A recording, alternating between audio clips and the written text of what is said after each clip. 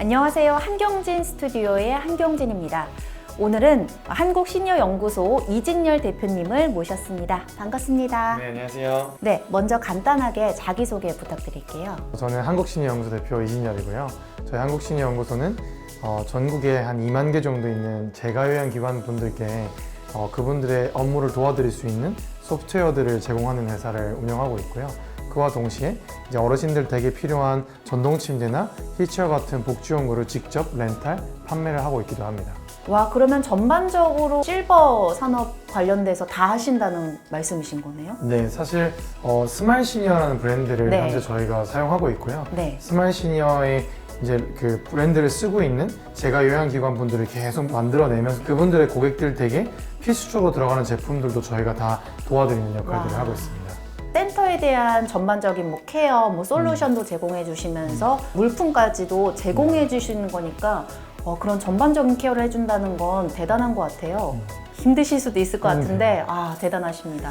사실 이게 산업이 굉장히 복잡해요. 네. 그러니까 사실 사람들이 요양보호사, 재가요양기관 이런 말들을 어디서 들어보긴 했는데 네. 이게 뭔지 잘 모르거든요. 네, 저도 사실 정확하게는 몰라요. 네. 간단하게만 알고 있는데 네. 좀 설명 좀 부탁드릴게요. 일단 우리가 건강보험료를 보통 다들 내시잖아요. 네. 그 건강보험료에 조그맣게 보면 꼬리표로 그 장기요양보험료라는 걸 따로 떼고 있어요. 아, 네. 건보료의 한 11% 네. 정도를 떼고 있는데 이게 연간 한 11조 원 정도 돼요. 이 돈으로 뭘 하냐면 65세 이상 어르신들 중에 거동이 좀 불편하시거나 혹은 인지기능이 저하된 분들한테 그분들이 쓰는 요양 서비스나 제품에 대한 비용을 지원해주는 재원으로 쓰고 있어요. 네. 요양보호사님이 어르신 댁으로 가는 방문요양, 그리고 어르신 학교라고 불리는 주간보호센터, 그리고 전동 침대나 휠체어 같은 걸 렌탈하는 복지용구, 재원으로 혜택을 받으실 수 있는 대표적인 서비스들입니다. 들어보니까 저는 조금 알 것 같은 게 외할머니를 모시고 사는데 네네네. 네, 예전에는 진짜 댁으로 혼자 사셨을 때 네. 케어해 주신 분이 오셨었고 네. 지금 함께 살고 있는데 지금은 센터를 이제 매일 가시거든요. 아, 거의 네네네. 월요일부터 토요일까지 가시는데 네. 그런 것들 전반적으로 지원해주는 사업 그리고 네. 거기에 케어까지 해주시는 네. 거잖아요. 기본적인 구조는 우리가 병원을 가면 네. 의사 선생님들은 다 민간 업체이시잖아요. 네. 근데 우리는 그분한테 의료 서비스를 받는 거에 대한 그 국비 지원을 받잖아요. 네네. 우리가 내는 돈 되게 조금이잖아요. 똑같아요. 요양 서비스를 제공하는 주체는 민간이에요. 네. 병원이랑 똑같아요. 네. 근데 그분들이 비용의 85%는 건강보험공단에서 받고 댁에서는 15%만 받고 있는 거예요. 네. 반대로 얘기하면 이제 할머니 입장에서는 네. 15%만 내고 서비스를 받으시는 셈이신 거죠. 네. 그 민간 업체들을 저희는 서포트하는 역할인 거고요. 네. 저희가 직접 서비스를 제공하기보다는 아. 그 민간 업체들이 스마일 시니어라는 브랜드를 달고 네. 있다는 뜻으로 이해하시면 될 것 같습니다. 스마일 시니어라는 브랜드명을 단 이제 프랜차이즈 형태라고 보면 될까요? 보통 이제 브랜드를 다 달고 있다 하면 프랜차이즈를 떠올리기 마련이잖아요. 근데 조금 다른 부분은 저희는 브랜드에 대한 사용, 저희의 제공하는 솔루션들에 대한 사용이 네. 모두 자유예요. 프랜차이즈는 자유가 없어요. 네, 그렇죠. 보통 본사에서 시키는 대로 간판도 구성하고 네. 메뉴도 구성하잖아요. 맞아요. 근데 저희는 브랜드를 적극적으로 써서 간판을 바꾸셔도 되고 소극적으로 그냥 앞에 이렇게 블루 리본처럼 스마일 시니어 파트너로 붙이셔도 돼요. 그러니까 결국 저희의 코어는 뭐냐면 저희가 한 달에 19만 원, 네. 연에 228만 원 정도를 받아요. 네. 센터들한테. 그 돈을 내시고 저희가 드리는 1년의 솔루션들을 네. 선택하시는 건 본인 몫이에요. 아. 마치 우리가 왜 쿠팡 와우를 네. 가입하면 네. 쿠팡 플레이를 보든 말든 내 마음이잖아요. 네, 맞아요. 대신 들어오는 거 있잖아요. 네네. 똑같아요. 약간 B2B 멤버십처럼 네. 내가 이런저런 혜택 중에 네. 나는 브랜드를 적극적으로 쓰고 싶어 하시는 분도 있고 네. 난 이거보다는 소프트웨어를 주로 쓰고 싶어 네. 하시는 분도 있는 거죠. 프랜차이즈 같은 경우는 이제 로열티가 되게 비싼데 네. 그런 개념과는 좀 다르고 네. 좀 자율적으로 이제 사용하고 싶은 만큼 선택해서 사용하시는데 또 로열티도 되게 적네요. 네, 보면. 사실 그래서 저희는 가맹점주라고 부르지 않고 파트너 센터라고 부르고요. 네. 비즈니스 모델도 로열티를 받는 가맹 사업보다는 약간 요즘 유명한 왜 사스라고 부르는데요. 네. 소프트웨어 에즈 서비스라고 해서 네. 서비스 형태로 소프트웨어를 쓰는 걸 얘기해요. 그래서 결국 무슨 얘기냐, 월별로 내가 소프트웨어를 쓰고 싶은 만큼 쓴다는 뜻입니다. 그것처럼 그 가맹 사업 같은 로열티를 받는 게 아니라 사스처럼 내가 쓰고 싶은 만큼 월 구독형으로 쓰는 그런 네. 비즈니스 모델로 만들어낸 거죠. 개념적으로는 프랜차이즈보다는 구독 서비스에 가깝다 보시면 될 것 같습니다. 아, 그렇군요. 그러면은 그 제가 요양 서비스라고 하잖아요. 그게 이제 뭐 연령대 뭐 제한 같은 거던가 아니면은 똑같이 이제 뭐 15% 정도만 이제 개인이 부담하면 되는 건지 아니면 그것도 이제 조율이 가능한 건지도 좀 궁금하거든요. 일단 기본적으로 그 65세 이상을 모두 노인이라고 보통 이제 불러요, 법적으로는. 네. 65세 이상이면 다 돼요. 그 다음에 이제 그 엔드 조건으로 뭐가 들어가냐면 거동이 불편하시거나 인지 기능이 저하된 분들을 따로 등급을 매깁니다. 그래서 장기 요양 등급이라고 보통 부르는데요. 이 등급을 받으신 분들이 이런 85% 정도의 국비 지원 혜택을 받으실 수 있어요. 그래서 기본적으로는 부자여도 15%만 내시면 돼요. 근데 내가 차상위로 간다, 점점점 경제적으로 네. 어렵다 하면 최대 0%까지 내세요. 그러니까 무료로 쓰시는 거죠. 근데 왜 대부분의 이제 우리가 생각하는 국민분들은 노인이 되고 신체 기능이나 인지 기능 저하가 됐다. 그러면 15%만 내면 쓸 수 있다. 이렇게 보셔도 무방합니다. 기본적으로 이 모든 절차는 건강보험공단에서 하는 거예요. 네. 근데 이제 이 제도가 딱 봐도 복잡하잖아요. 네. 그러니까 보통은 저희가 서포트하고 있는 이런 전국에 한 2만 개 있는 개인 사업자가 이제 방문요양센터, 뭐 주간보호센터 같은 요양기관들이 그런 상담이나 제도에 대한 설명, 뭔가 등급 신청 이런 과정들을 무상으로 사실 해주고 있어요. 아, 그래요? 그러니까 이분들은 약간 어떤 역할이냐면 내가 돈을 벌려면 요양 서비스 계약을 맺어야 되잖아요. 그렇죠. 근데 잘 보시면 일단 이게 법적으로 정해져 있는 서비스라 네. 가격도 전국 통일이에요. 네. 가격에 차등이 있으면 안 돼요. 네. 그리고 서비스 형태도 동등해요. 아. 그리고 네. 서비스 범위도 다 똑같거든요. 네. 유일한 차이는 그 센터에서 일하는 사람이 누구냐예요. 아, 네. 그러면 내가 막 이게 고객이 딱 등장했어요. 네. 내가 다른 센터보다 더 잘하는 게 눈에 안 보일 거 아니에요. 예를 들면 가격을 깎아줄 수도 없어. 네. 시간을 더해줄 수도 없어. 네. 뭐 내가 뭔가 프로모션으로 뭔가 뭐 리워드를 준다. 다 불법이거든요. 네. 그러니까 센터 입장에서는 차별점이 없으니까 보통 저한테 얘기하세요. 제가 다 알아서 해드릴게요. 저를 그냥 보호자라고 생각하세요. 네. 그냥 저희가 다 알아서 해드릴게요. 그런 약간 역할들을 기꺼이 해드리고 있어요. 네. 고객 계약을 하려고. 네. 그러다 보니 보통 우리나라의 현재 이 제도는 이런 요양기관들이 제도에 대한 설명부터 네. 뭐 등급 신청부터 이런 걸 다 도와드리고 있고요. 네. 실제로는 센터가 하는 게 아니라 건보가 하는 절차예요. 네. 근데 센터들은 옆에서 다 도와주는 거죠. 잘 모르니까 보호자들이. 네, 근데 그건 게 좋은 들어갑니다. 것 같아요. 왜냐하면은 사실 보통 어르신들 특히 그리고 뭐 거동이 불편하다던가 인지 능력이 이제 떨어지신 분들이 직접 뭐 건보 찾아가가지고 할 수는 네. 없는 거잖아요. 맞아요. 근데 와서 이렇게 전반적으로 그렇게 어떻게 절차를 거쳐야 되고 어떻게 계약을 해야 되고 이런 것까지 다 도와주시니까 사실 네. 수월하게 하시고 그거를 이제 서비스를 이용하실 수가 있는 것 같아요. 맞아요. 그래서 사실 많은 산업들을 보시면 네. 이런 개인 사업자나 작은 소규모 플레이어들이 큰 기업에 좀 이렇게 먹히거나 밀리는 경우가 참 많잖아요. 네. 근데 이 산업은 조금 더 먼저 경험한 일본만 봐도 네. 전체 시장의 85%를 개인 사업자가 하고 있어요. 근데 이게 이런 이유 때문이에요. 네. 개인 사업자가 지역에서 촘촘하게 이렇게 휴먼 터치 하면서 제도도 어레인지 해드리고 혹은 내가 당장 그 제품을 판다고 돈을 버는 게 아니더라도 네. 집에 필요한 제품이 있으면 주문도 해드리고 이런 역할을 기꺼이 하는 거죠. 네. 저희는 그래서 사실 뭐 어떤 거에 이 회사가 베팅한 거냐면 개인 사업자가 이 산업의 핵심 역할이다. 그러니 우리가 개인 사업자를 막 눌러서 1위 사업자가 되는 것보다 네. 개인 사업자를 어떻게 서포트하느냐 네. 그거에 따라 어떻게 돈을 버느냐가 훨씬 사업의 키다라고 네. 생각한 거죠. 한국 시니어 연구소 창업을 하신 거잖아요. 네. 근데 이 창업이 처음이 아니라고 알고 있어요. 네. 마이돌이라고 대학생 때 창업을 하셨다고 들었거든요. 네네. 마이돌 얘기 좀 풀어주세요. 제가 25살 때 마이돌이라는 회사를 창업을 했었고요. 네. 그냥 모바일 앱을 좀 재밌는 걸 만들어 보자는 게 가장 주요한 생각이었어요. 네. 그러다가 이제 저희가 만든 되게 작은 기능 하나가 이제 터져서 그걸 사업화한 케이스가 마이돌인데요. 마이돌은 어떤 서비스였냐면 내가 좋아하는 스타랑 이제 가짜인데 대화를 하는 기능으로 원래 시작했어요. 챗봇 같은 거예요. 네. 근데 한참 전에 시작을 했죠. 가상으로 대화하는 걸 시작을 했다가 그걸 팬들이 너무 좋아해줘서 네.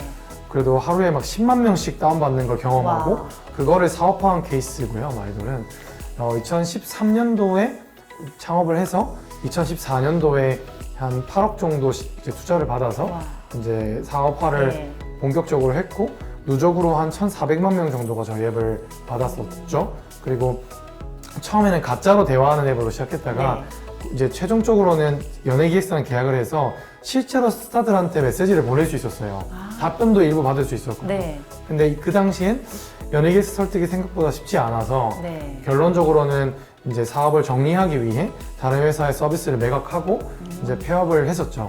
그러고 이제 그 당시 CTO였던 김선중 CTO랑 네. 저랑 재창업을 한 게 현재 한국신의연구소였습니다. 아, 그러면 마이돌을 창업했던 공동 창업자분과 네. 또 이번에도 같이 하신 거네요. 맞아요, 네. 아, 그러면 그만큼 서로 잘 통하고 서로 일적으로 이제 서로 시너지 효과가 있고 네. 예, 많이 부딪히지 않았기 때문에 지금까지도 계속 함께 하실 수가 있는 거잖아요. 사실 완전 반대인 것 같아요. 그러니까 인간적인 매력으로 시작한 관계가 오래 가는 것 같지는 않아요. 오히려 네. 이제 저희 CTO는 제가 봤을 때도 굉장히 개발을 구조적으로 잘하는 사람이었어요. 네. 그러니까 구조적으로 잘한다는 얘기는 비즈니스에 도움이 되는 기술을 어떤 걸 해야 되고 리소스를 최소화하려면 어떤 걸 해야 되고 이런 걸 잘하는 사람이었어요. 반대로 본인 계속 사업을 하고 싶은데 저는 뭐 이런 비즈니스에 필요한 것들이 많잖아요. 뭐 인사부터 투자, 비즈니스 모델을 정하고 네. 영업을 하고 일련의 과정들을 잘한다고 서로가 생각했던 것 같아요. 그러니까 그 저희 CTO가 잘하는 건 이제 본인이 뾰족하게 가고 네. 제가 잘하는 건 잘하는 대로 가자 네. 한 게 좀 더 유효했던 것 같아요. 네. 그래서 엄청 많이 싸웠고 싸우고 있죠 지금도. 네. 근데 좋은 파트너라고 생각해서 재창업을 했다고 보시는 게 맞을 것 같습니다. 네, 많이 싸우기도 했지만 그래도 그만큼 서로의 이제 좋은 점이 있었기 때문에 네. 시너지 효과가 있어서 지금도 함께 하신다. 네, 정확합니다. 네, 그렇죠. 네. 네, 그러면은 한국 시니어 연구소 창업을 하셨잖아요. 그러면은 어떤 아이디어로 시작을 하시게 된 거예요? 사실 처음 저희는 그 개인 사업자를 밀어내고 우리가 스타벅스 같이 네. 직영으로 이 시장을 먹어보자로 시작하긴 했었어요. 2018년도에 저희가 네. 이제 회사가 쉽지 않아서 다 구조조정을 하고 네. 서비스만 매각을 하러 다니는 중이었어요. 네. 그러다가 이제 매도자가 확정이 됐고 그 말인즉슨 저랑 저희 CTO가 백수가 곧 된다는 얘기잖아요. 저희는 그 회사로 같이 갈 생각은 아니었어가지고 그때부터 스터디를 많이 했었어요. 우리가 그러면 취업을 할 거야? 아니면 창업을 한 번 더 할 거야? 네. 이런 고민을 많이 하다가 결론은 창업이었어요. 한 번 더 해보자. 네. 근데 그럼 뭐를 할 거냐? 사실 과거에 저희 사업에서 반면 교사를 굉장히 많이 했습니다. 그래서 그 3가지 정도의 저희의 그 고민이 있었는데 첫 번째는 시장이 여기까지 먼저 가서 우리가 그 시장을 막 쫓아가는 사업을 해야 되겠다 이런 생각을 좀 많이 했어요. 아, 네. 근데 이게 그럴 수밖에 없었던 게 지금은 아이돌 팬들이 스타랑 대화하는 유료 상품 파는 회사가 수백억씩 매출을 내거든요. 네. 지금은 그런 회사들이 많이 있어요. 근데 그땐 이게 약간 소기의 경일 같았어요. 아, 뭔가 우리가 야 연예기획사한테 가서 글로벌로 가자. 네. 야 뭐 이렇게 게임 아이템 같은 거 네. 팔아보자고 하면 네. 조금 콧방귀 끼는 그런 분위기였어요. 아, 글로벌로 이제 K-팝이다 보니까 네. 더 어떻게 보면 더 좋은 조건으로 갈 수도 있는데 어떻게 보면 위험성이 있다고 생각하시던가 이런 네. 것들이 있어서 그때는 네. 좀 이렇게 밀어내셨나 봐요. 네, 그리고 사실 이게 보통 상식은 네. 시장이 막 올 것 같으니까 달려가는 건데 네. 그때는 그렇게 보이지 않았던 것 같아요. 그래서 우리는 시장이 저기 멀리 있는 걸 하자가 한 축이었고 또 하나는 저희 팀이 잘하는 건 되게 엣지 있는 IT 프로덕트를 잘 만드는 거였는데 네. 그게 엔터 시장의 본질에 가깝지 않았던 것 같아요.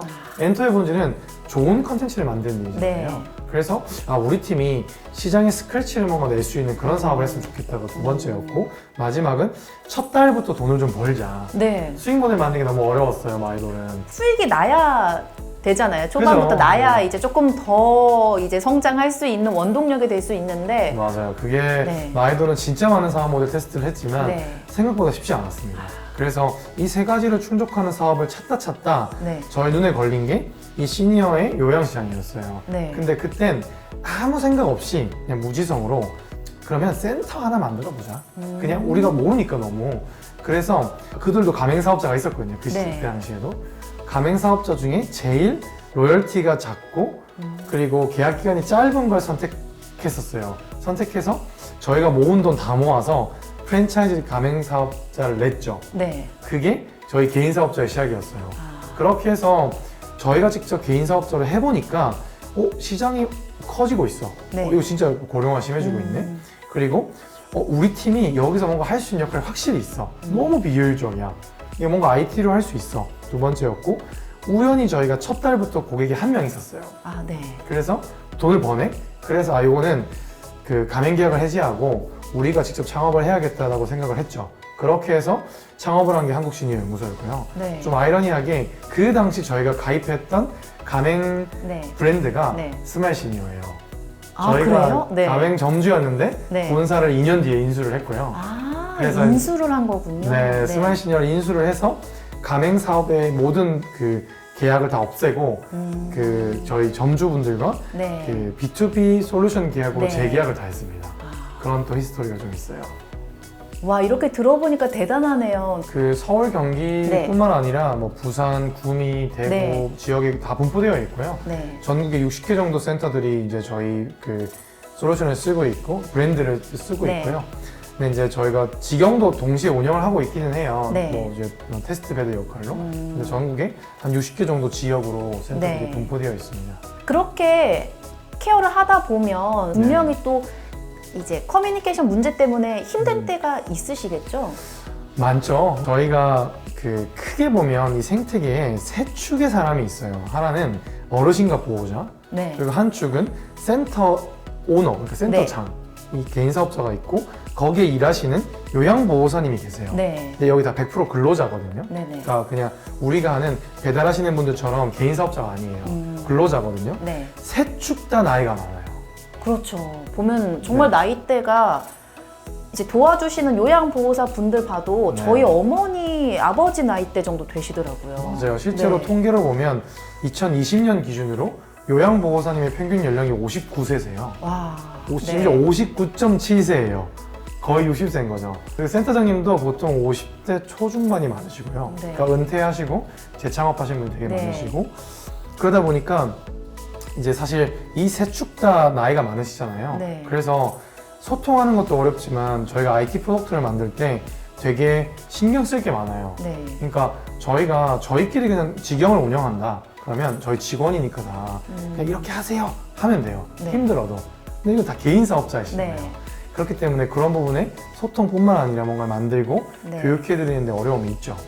오프라인도 많이 가야 되고요. 네, 맞아요. 받아들이시는 것도 조금 더딜 수도 있고, IT를 활용해서 했었을 때 그런 거를 또 사용하실 때도 또 불편하실 수도 있는데, 네. 그런 것들에 대해서 계속해서 많은 고민을 하시고, 뭐 연구도 하시고, 그래서 소통을 하셨을 것 같아요. 네네네.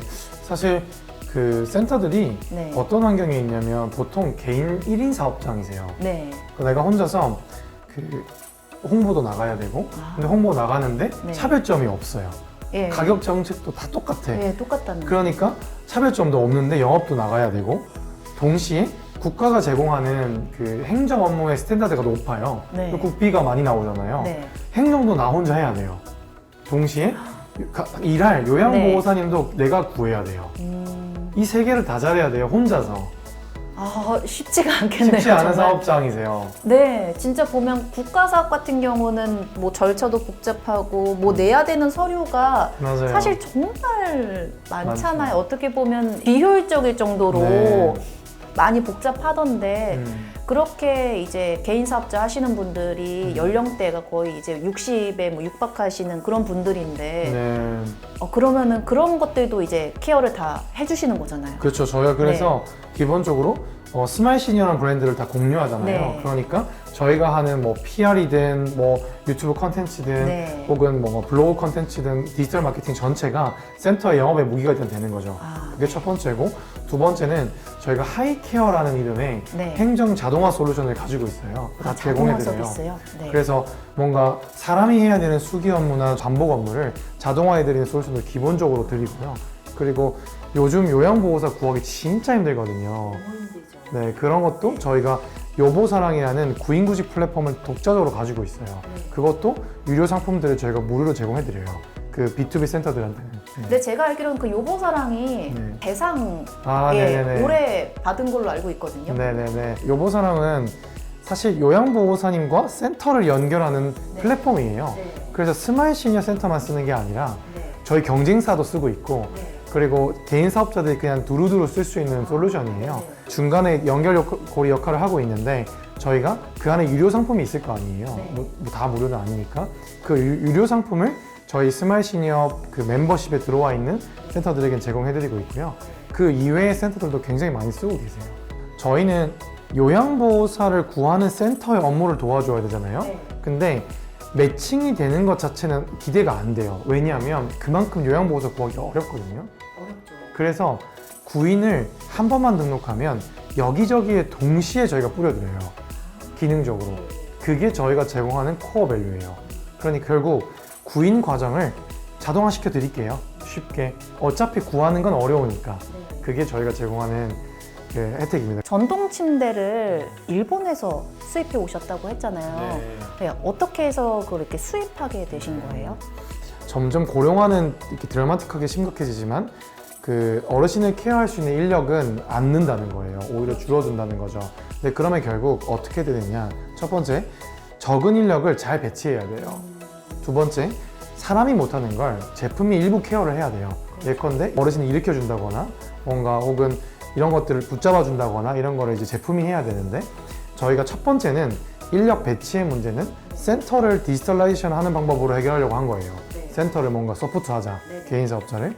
두 번째, 그럼 센터조차도 사람을 못 구해서 힘들 텐데 그 공백을 제품이 어떻게 채울 수 있느냐 해서 저희가 일본에 굉장히 스마트한 제품들을 추려서 국비 지원에 등록하는 절차들을 작년 1년 동안 해왔어요. 네. 그래서 일본의 프랑스베드라는 회사가 이제 전동 침대 업계에서는 탑 클래스에 있는 회사인데 네. 그 회사의 제품 2개를 저희가 독점 수입해서 건강보험공단에 이제 국비 지원 받을 수 있도록 등록을 작년에 완료를 했습니다. 그래서 지금 저희가 수입한 침대는 주요 피처가 이런 거예요. 침대가 그러니까 완전 바닥까지 내려가요. 아, 바닥까지 내려간다고요? 네네네. 그래서 네. 바닥에서 사는 것처럼 침대에서 떨어져도 안 다쳐요.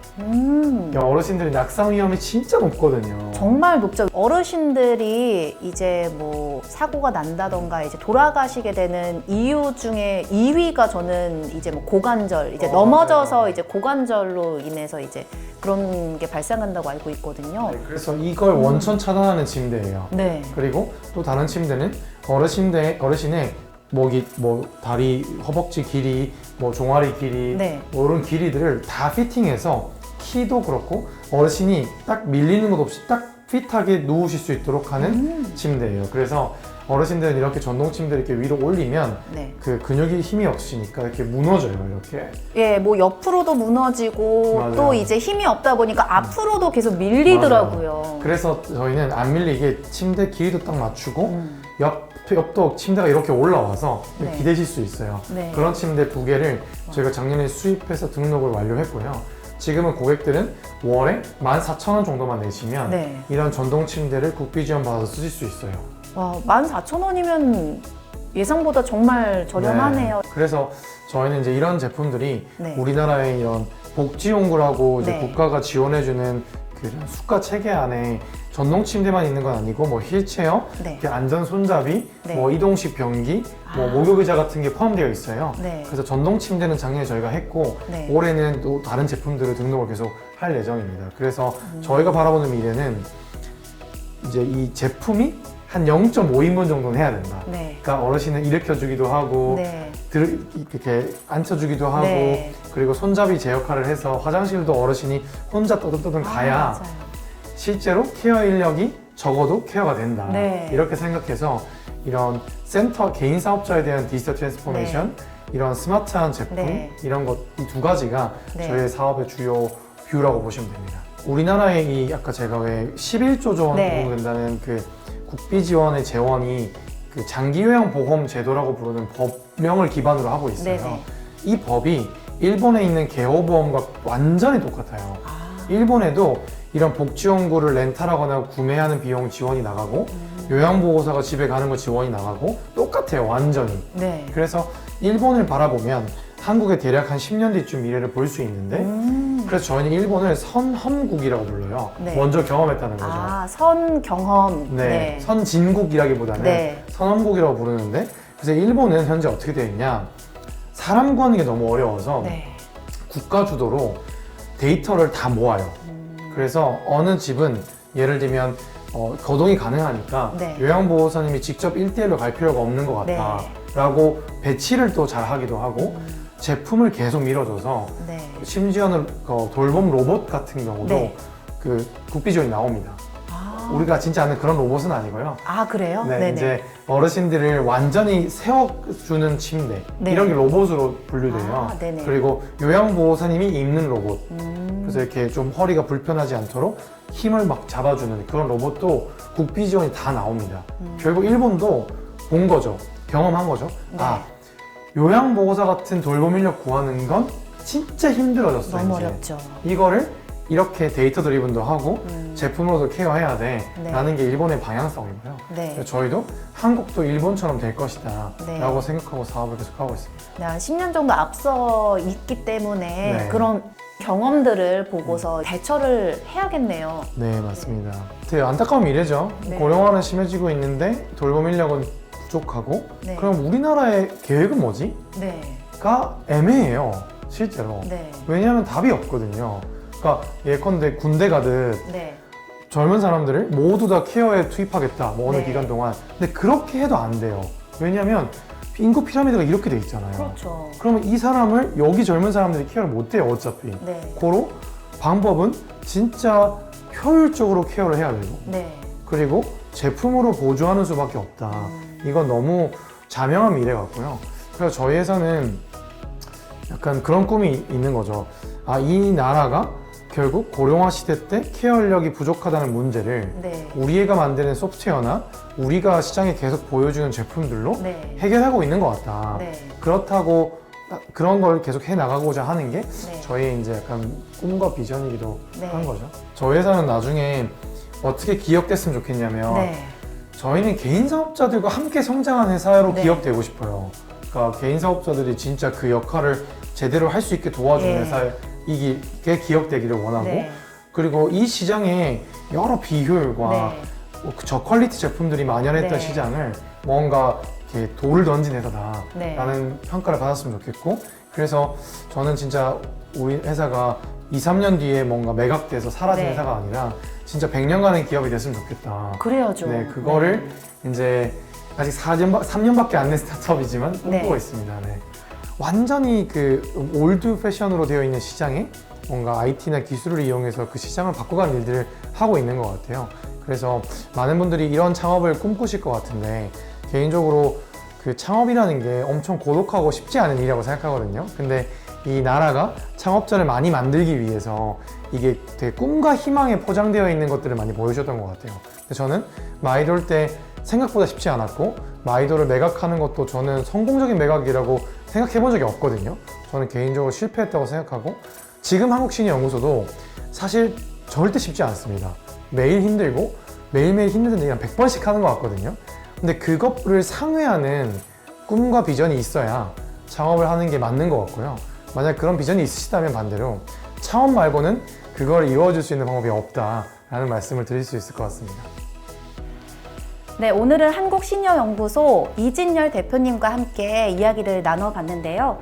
저희 한경진 스튜디오는 각 분야의 전문가 그리고 대표님들을 만나서 창업 관련 이야기를 나누고 있습니다.